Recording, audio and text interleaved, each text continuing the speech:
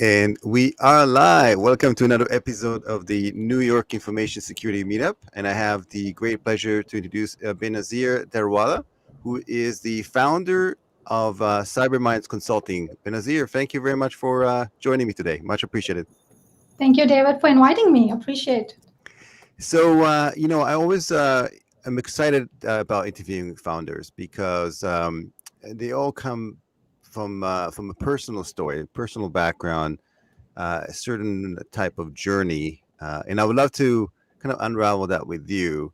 How did you get started in this industry? So it's a good question.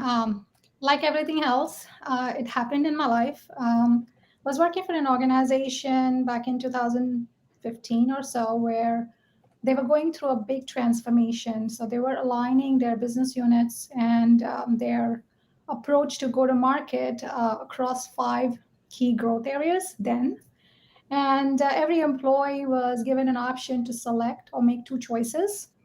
I happen to be an enterprise security architect, an enterprise executive architect then, and I made my two choices. My first choice was cloud. My second choice was cybersecurity. It so happened that I got aligned to the cybersecurity business unit, and frankly speaking, it has been a boon in disguise. There has been no stopping since, and I'm Vina, enjoying so every moment of it. Sabina, it's so funny because I always say that when you come to a fork in the road, you pick one, and that's literally what happened. It's amazing you had these two choices, and you basically ended up in kind of one discipline over another. Yep. And so, do you recall what were kind of the transition? What was the transition like? I think a lot of people are talking about moving into the space from other areas of business, whether it's IT or IT related or not. How was that transition for you? So another great question. Before got into cybersecurity, I had a very strong background in identity and access management. So I used to work for a telecom provider back in 2009, 2010, where I was an enterprise architect. And back then, when we were going through digital transformation, we were thinking about cloud, we were thinking about federated identity, single sign on, which has now become a de facto standard. So I did have a very strong background in identity and access management, but this new opportunity gave me a chance to explore further and expand my knowledge in other areas of cyber. Now, cyber is not a very easy domain. You do require it's a ramp up. You can't just say yesterday you were a software architect, today you're a security architect.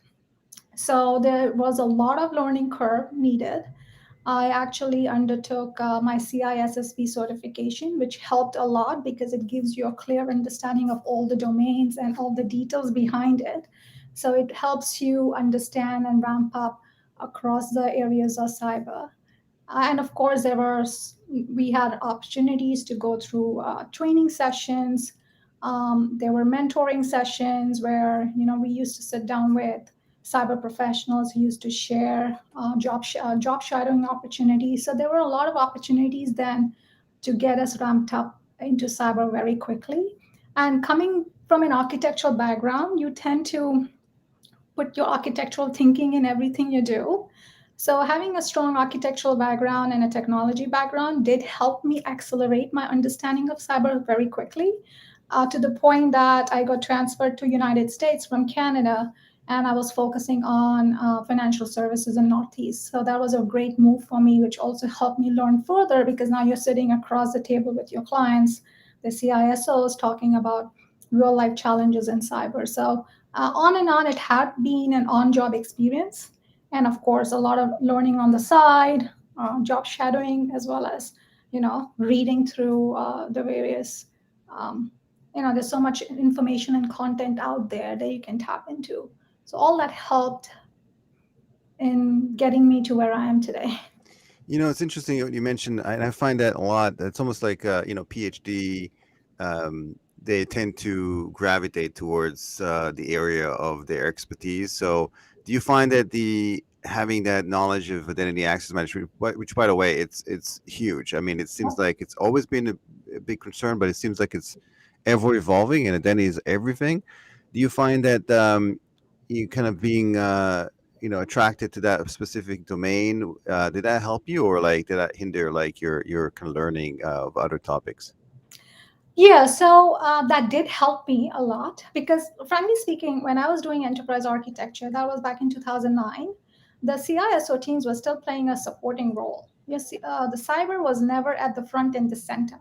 You would only talk about cyber when it came to user experience, and identity and access management plays a critical role, right, in user experience. So, so that was and of course back then we used to be focused a lot on network security, but we never spoke about that, right? It was all done behind the scenes. So having that experience in identity and access management around how you could enable user experience through security was definitely a good starting point in understanding a lot of principles and foundational components of security, like CIA triad or so. Hmm. And then, of course, building from there, right? From IAM, then going into other domain areas. So definitely that did help a lot. But every domain of cyber is different. Yeah, Network is definitely. different. IAM is different. Endpoints are different. So of course, the threat models, the threat landscape is different. So it's a good foundation to have, but of course, you have to keep learning across other areas as well. Yeah, and just for the listeners that are not familiar with the kind of the architect, because when we think architect, we think architect for like buildings, but when you say enterprise architect, what does that mean in particular? Like when you deal with technologies, how does that work for having that title? What is exactly kind of the job responsibilities? Okay, so an enterprise architect. So architect in general, right? They are builders. They think big, and then they help organizations move towards that big ideal world through transitional baby steps or projects. For me, an architect is basically a storyteller. They paint a vision, right? They paint what the future would look like, and then tactically and operationally, they will help the teams by educating the teams and organizing the teams to move towards that ideal vision. So basically, when you look at architecture, you'll think about target state or the visionary architectures where we want to go to and how we can get there by delivering transitional or project architectures. So basically, an architect would be basically a creator and an implementer of the vision within an organization. And in doing so, one of the key elements of enterprise architects are to understand the business clearly, right? So architecture or enterprise architect is all about the business objectives, how the business is going to look in the next 3 to 5 years. We can't talk 3 to 5 years anymore, but we used to talk 3 to 5 years back in 2010. So, and how do we work towards where the organization wants to be in 3 to 5 years through doing a number of tactical steps, operationally and tactically near term, right? So that's what the architects do. They help you create a blueprint and help you enable the blueprint by operationalizing the blueprint um, through projects and through daily day-to-day working operations of the And IT. and it's super interesting because that experience also helped you with what you do today. So you had exposure, which is super interesting to have that kind of knowledge of the different disciplines.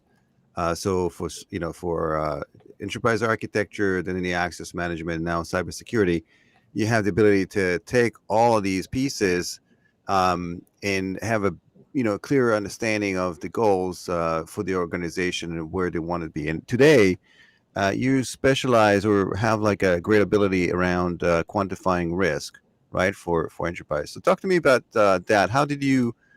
So maybe like we'll jump a step back, and how did you decide to go move to the dark side and create your own business? Because that's not for the faint of heart. A lot. I mean, somebody like yourself with your skill set can potentially do quite well for themselves. Yeah. Working and you're smiling. You can do that quite well for yourself as working for a large enterprise. Why did you decide to venture on your own and create a company? Yeah, so before I answer that question, David, I do want to say that I'm an engineer by profession and I'm an architect at heart. So Mhm. everything I do, the architectural thinking is playing an important role in that. So now to answer your question around But entrepreneurship. engineers are also they're highly calculated, right? So you obviously calculated the risk associated with making that move. Maybe, Yeah, you know, sometimes it happens. yeah, Sometimes, it's an unanticipated risk. It happens, and then it turns out that, hey, that happened for good, right? yeah. Well, for example, like I was really bummed when I was told, oh, you're going to be in cybersecurity. You didn't get your first choice cloud. I was quite bummed then, but now when I look back, I said, maybe that was a good decision. It just happened. Um, Now, time to entrepreneurship. So, I have enjoyed about 23 years in IT, both in corporate as well as industry settings. So, joining a startup or launching my own startup was always on the cards. The matter was when, the timing, right? This year was that time. Instead of joining a startup in order to realize the unique perspectives you gather over the past 23 years, launching a startup was an opportunity for me to not only create what I believe in terms of my vision or in goals, but also provided me the platform wherein I can implement initiatives that are near and dear to me. Like, for example, I strongly believe in community based give back programs. I strongly believe in creating opportunities for underrepresented groups. So, having your own startup, you are in control. Now, I must say it is challenging. It has not been an easy ride for the past 9 to 10 months, but it has been quite enriching because you're playing multiple hats. You are learning along the way. You're figuring out all the things that was done for you when you were an employee of a corporate. So it has been quite enriching, not only in terms of following my dreams or what kind of tangible services I want to bring to the market based on the perspectives I have gathered over the past 23 years, or be it focusing on community based give back programs. So it has been quite an experience, and I would suggest everyone should go through this experience at one point in their lives. Hmm. And you had to so wear multiple hats. You now have to actually run the business as well. So you're Yep. consulting obviously for companies and so on, but running a business also takes quite a bit of time. There's a lot of moving parts and so on. So how did you manage to kind of juggle between doing what you love around cybersecurity and risk quantification for customers and also running the business? Well, fortunately, when I launched in March, I had a clear understanding or idea about what kind of service offerings we wanted to bring to the market. So that was already there in my head. It was a matter of putting it on the paper and making it real, right? So I started building a team. Now it was not a very experienced team because I really wanted to focus again on creating opportunities for underrepresented groups, creating opportunities for individuals who may not have experience in cybersecurity, so new collar talent. So it started bringing some team members together, and we just got into, for the past 9 months, just focusing on creation of assets. And because it was all there in the back of my head in terms of what kind of services I want to bring to the table, it just got really easy. And the individuals who are working for CyberMinds, who are working for me, are dedicated. They have not complained. They have worked and they have delivered whatever I have asked them to do. So I have been lucky in that way. But at the same time, of course, you have to juggle. You have to wear multiple hats. You have to juggle. You have to find time, even if it means compromising on other aspects of your life or Hmm. lifestyle. Um, And how do you remember like the first couple engagements where you were now not an employee, but basically like an entrepreneur coming in and providing a solution, a service? How was that like? For you, that experience to basically sit in that chair, well, maybe in a kind of virtual environment or not, but basically you're not an employee, but you're kind of running the show. Um, did you have to kind of change your mindset in terms of these type of engagements and how to approach it? Do you remember like the first couple of engagements? Yeah, I mean, I can talk about the one I'm working on right now, right? So you have when you go into an engagement, you have a predefined mindset about how you want to deliver it, right? But as you're working for the organization, you start realizing that you need to take into consideration the context, the operational context, the personality. So for us, it's important to deliver a quality product. It's important to bring expertise to the table, but at the same time, we have to also proactively take client feedback. Now, this is not different from any consulting gigs I have done in the past. It's nothing different. It's not a new experience, but being the owner, it's more liberating. But at the same time, you have more responsibilities, right? You have Yeah, to be it's accountable individual for the delivery of the artifacts or the deliverables. So I think the responsibility is higher. The approach is still the same. You just do consulting. We're doing consulting.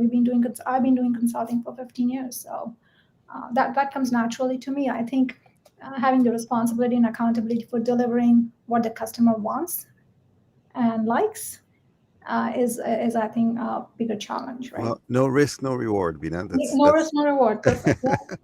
so tell me, what it is that you do specifically as CyberMinds. What are the areas of expertise? So we talked about risk quantification, prior to this conversation today. Maybe define what that is. Maybe define what even risk is, and then define, risk quantification. How does enterprise approach that? What are kind of the recent trends, and maybe like just go from there. Sounds good. So there's no denying that the industry needs to do more in cyber, right? There's no denying that we need increased security awareness. There's no denying we need increased cybersecurity investments. Cyber risk, as you know, is becoming more of a boardroom topic. It's an everyday, regular topic, right? It's a household topic. Each one of us have been a victim of cyber attacks at some point in our lives. I myself have been a victim, and my personal information was compromised in one of the biggest hacks in the history.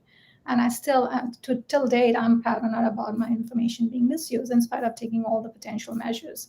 So, of course, cyber security is becoming more of a mainstream topic, and cyber risk is becoming more of a boardroom topic. So both specifically want to invest in cyber, but they're also demanding that organizations or the CISO teams show a stronger evidence between the annual cyber spends and the firm's overall risk posture. Hmm. Now, what happens in that case is the onus is now on the CISO teams to effectively communicate that the annual cyber spend or the annual investments or incremental investments in cyber is actually contributing to the safety and resiliency of the business in a language that technical and non-technical leaders understand, right? So this is a bigger challenge because as technologists, we are very comfortable with solution implementations, but to start alleviating that and speak the language of business in terms of financial terms or in terms of in terms that the business or company cares about is it's a different ball game altogether. So one of the challenges that I'm seeing is how do you effectively communicate the value of cybersecurity in a language that the company cares about? That's number one. The But CISO teams. Yeah, before we sorry. jump to that, but I think the main challenge is that, you know, well, first of all, is quantifying the risk to begin with, right? So, what is the risk to the business? Yeah. And then, secondly, once you quantify that, how do you then, justify the spend and provide kind of an ROI over that? Because the ROI is really, okay, we are safe, we haven't been hacked, so there's no the tangibles are almost they're super hard to quantify. Like, you just, okay, we're safer than we were before by factor of two. Yeah. So what does that look like, and how do you overcome that challenge? Yeah. So frankly speaking, cyber risk quantification is not going to reduce your residual risk to zero, right? It's Hmm. just an approach. It's a data-driven approach that helps you make more confident decisions around where you want to invest in cyber, right? How do you contend with multiple priorities, and what's important to the business, right? So The cyber risk quantification process can help with clarifying and providing more transparency towards where your critical risks are in terms of financial terms and where you want to invest in. Now, to your point, the outcome of risk quantification would be potentially controls implementation, right? Now, the implementation of controls will help with mitigating some of the risk. It will not reduce the risk, it will help mitigate some of the risk by, um, by minimizing the probability of or likelihood of an attack happening. So, for example, data breach happens, for example, in healthcare once in every 2 years. Okay, you can't necessarily say that there will not be a data breach, but what you could do is invest in controls that could reduce the probability of data breach happening or probability of succeeding, right? So quantification also provides you that level of analysis, objective analysis, in helping you identify where you want to invest in what controls and how. Hmm. The other thing is, one of the biggest advantages and benefits I have seen of cyber risk quantification is it can help enable a shared responsibility model, because cyber risk quantification can not only benefit the CISO teams, it could also help the CIO teams, because what you could do is you could take the outcome of the cyber risk quantification and you can categorize it or align it with business objectives. And for a CIO, delivering two business objectives is important.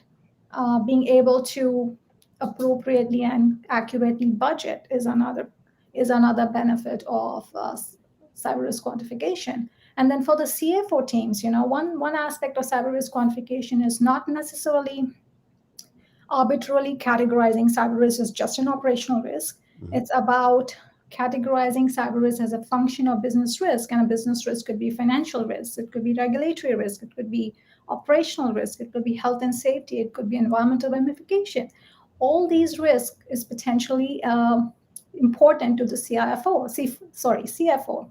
They like to understand their risk in terms of their risk dashboard. So cyber risk quantification can also help enable better integration with the overall ERM, which is Enterprise Risk Management Program. So the benefits are many, specifically around enabling that cross-functional collaboration, helping the CISO teams, the CISO teams, the CIO teams, the CFO teams, and the business leaders in making more informed and transparent decisions around where they are at with implementation of cyber and the overall firm's risk posture. It's super interesting. So, what does that project look like from like the inception, throughout, and then what is kind of the end results? How do you kind of follow through, that process and bring them, through that journey for them eventually just to become a little more secure, I guess, and then knowing where to spend the money, I guess, for the next, foreseeable future. Yeah, so it all depends, right? Where you are at the adoption curve with CRQ. You might be just at a point where you are using qualitative risk assessments. You are happy with qualitative risk assessment results. You're just testing out the waters with CRQ. Or you might have already be bought into CRQ So, and being now a you CRQ for the ones that are not familiar with the oh, acronym. cyber risk quantification. I'm so Okay. sorry. Okay. Yeah, sorry, CRQ, cyber risk quantification. So what I was alluding to is it all depends on the adoption curve. You might be focused on qualitative and you're just testing the waters with CRQ, or you may have already bought into CRQ and now you want to expand the CRQ across the enterprise, across the other domains. Or you may just wanted to use the CRQ as a means of driving more advanced programs such as automation and optimization of a cyber risk management and integration with ERM. So it all depends on the adoption curve. So at the end of the day, for us, it's important to understand the business context. You cannot quantify the risk without understanding the business context, right? So business context is a critical aspect. Now, business context could be in terms of criticality of business processes. It could be criticality of applications, whatever be the scope. It's also very important to understand attack profiles associated with your business context. Now, if you have an online web application, your threat profile will be very different than a desktop application, right? So, threat profiling, attack profiling is one of the critical aspects, and then from there you do what you call as a risk analysis. Now, that risk analysis will take into consideration the data that is necessary to quantify the risk based on the impacts and consequences to the business, and then finally, the outcome would be giving you an understanding of prioritized quantification of risk, which would be then input into controls analysis. Not the controls analysis could be based on any industry standard. We usually standardize on NIST, and in case of cloud, CSA. We also sometimes use Matara attack in order to help document how an attack could potentially happen. Hmm. And then one of the aspects of controls analysis is also understanding the investments needed, right? Because it's possible that your risk is say 100K, and the investment required is a million, right? Doesn't make sense because there's no potential ROI. So we also do part of the controls analysis is investment analysis that could help you make informed decisions around where you want to mitigate the risk, what your prioritized risks are, and how you can implement these controls in order to address that. Now, as a part of a consulting offering, we also use the outcomes of CRQ, and we can make it unique to you by aligning it with your business objectives, aligning it with industry use cases. For example, Control A and Control B can help with your business objective A. And by the way, both the controls are also important when it comes to ransomware. So you can actually use various perspectives and make informed decisions around which controls you want to implement first, how much you want to invest this year versus next year, so on and so forth. So basically, what we are bringing is a structured thinking and a structured discipline and approach to not only quantifying your risk, but using the outcomes objectively to serve a business purpose. Hmm. Just listening to you, describe the process, makes me feel like it's a very involved process. There's a lot of information gathering, at least at the beginning, and then it seems like everyone has to be in on it. The CFO, the CISO office, the business units, and so on. And then it requires, as you mentioned, a certain level of maturity. And just again, from just thinking about the industry, there's a lot of companies out there. They're just not being proactive about this at all. They're knee-jerk reaction to something that happened, and they go out and spend the money on it, as opposed to going through this whole process as you describe. What do you find, kind of the profile of your existing clients and the ones that are doing this right now, in terms of maturity level, in terms of seeing the whole cybersecurity spending as something that they need to do, as opposed to being reactive to incidents? Yeah, so as I mentioned, right, the adoption curve is different and there's something for everyone. So you don't necessarily have to have an involved process if the organization is not ready for it. So for example, right, the CFO or the CIO involvement doesn't need to happen if you just wanted to perhaps run a quick quantification analysis on one of your critical apps, for example, as a part of your buying process or as a part of your budgeting process. So it doesn't have to be involved, but the more involved the cross-functional units are, the more mature you would be in CRQ. So I just wanted to clarify that question. You don't necessarily have to be really mature to adopt CRQ. Yeah, so that's a great point right there. So you don't have to. So you can start small, like a Yeah, baby steps, start and small, build maybe data. do the CRQ for an application, for a department, for a certain business unit, right? You don't have to start, kind of boiling the ocean. We can start like almost slice and dice the issue.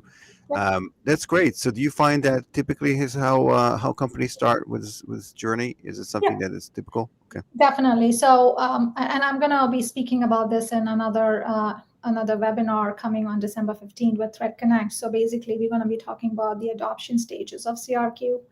Most companies are still in the transitional phase where they're still using qualitative risk assessments, but they have started incorporating some element of CRQ in their core processes. For example, budgeting processes, understanding where they are at with the controls implementation and what is the residual risk.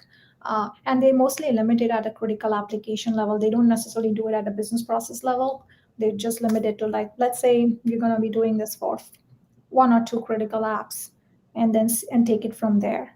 And not only does it help them understand what it takes to enable CRQ, it also helps them gain buy-in because you're showing the outcomes and the results to the rest of the business units, right? So it just helps you also with the buy-in process. So most organizations right now, specifically mid-sized enterprises, are at the point where they would start running CRQ for 4 or 5 applications they find critical, use the output or the results to gain buy-in cross-functionally, or adopt CRQ within specific areas like security architecture.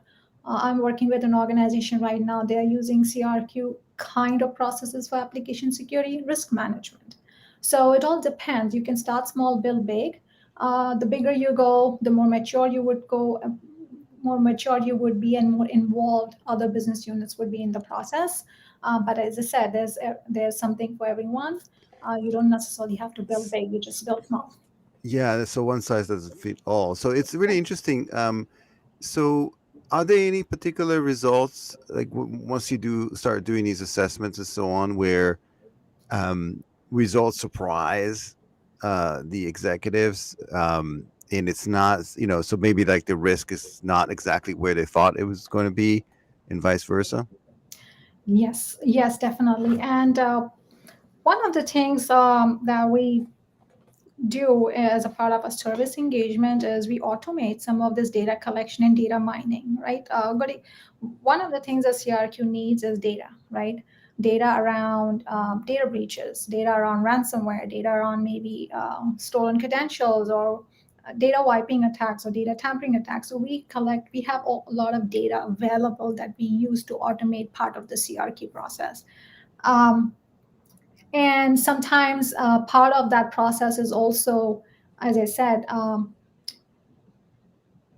positioning what are the controls that are more important for the organizations to implement. And there we have seen a big disparity or misunderstanding in terms of what controls will reduce the risk, what controls contribute to more risk reduction than the others. Hmm. And sometimes I would suggest why this happens is because most organizations are relying on maturity models and risk assessments at the technology level. Like, for example, I have a SOC uh, assessment.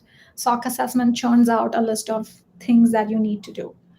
The problem with assessments is they help you understand where you are at in a specific domain.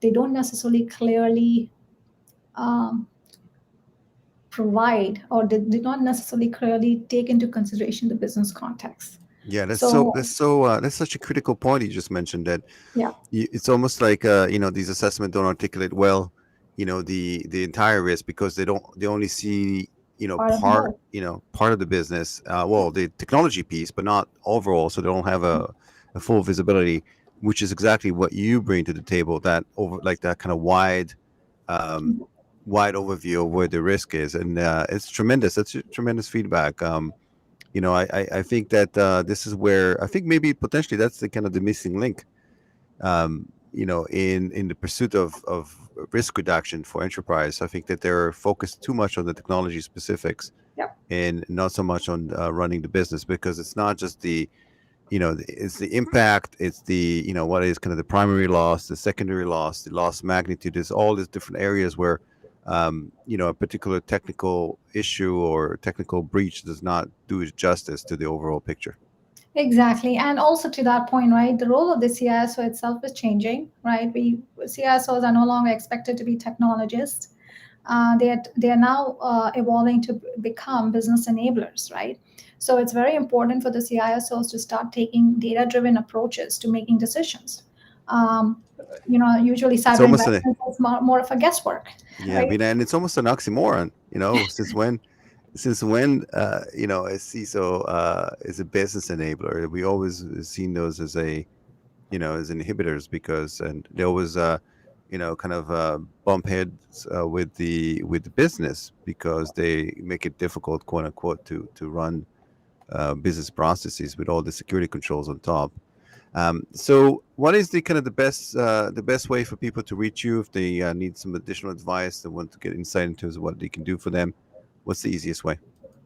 And they can email me. My email address is benazeer.d@cybermindsolutions.com, or you can visit our website at www.cybermindsolutions.com. I'm very active on LinkedIn. You can connect with me on LinkedIn. And yeah, there's so many avenues by which you can reach us. Happy to discuss more in detail how we can help your businesses as well. Yeah, absolutely. And I highly recommend to start small. If you're not doing it, at least get some consultation time with Venus just to see where maybe not right now, but see where she can help, and then see where you can start with that journey. It seems like it makes total sense. It's almost like there's a clear ROI for this type of engagement to reduction, and also it seems like there's so many different areas within the business that can benefit for something like this, in all aspect of running the business in general. So highly recommend to do that as well. Sabina, thank you very much for the time today. Much appreciated. It was a great discussion. Looking forward to potentially hosting you in one of the upcoming New York City events. I would love Um, to. I would love to. Yeah. yeah, since you're local, and you would love to build a community around the local cybersecurity community, and looking forward to hosting you then. So until then, stay safe, everyone. Looking forward to seeing you at the next event. Take care. Thank you.